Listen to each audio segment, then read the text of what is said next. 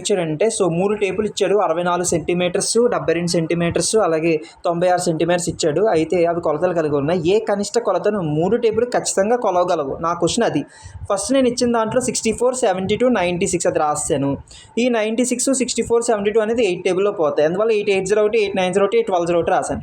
మళ్ళీ 3 table check చేసినప్పుడు 8 అనేది దాంట్లో పోదు కాబట్టి ఏదైతే పోదో దించేసుకుంటాం. మళ్ళీ 9 3 3 కదా, 4 3 4 12 కదా, మళ్ళీ 8 4 3 ఉన్నాయి. మళ్ళీ 8 4 నాకు 4లో పోతాయి.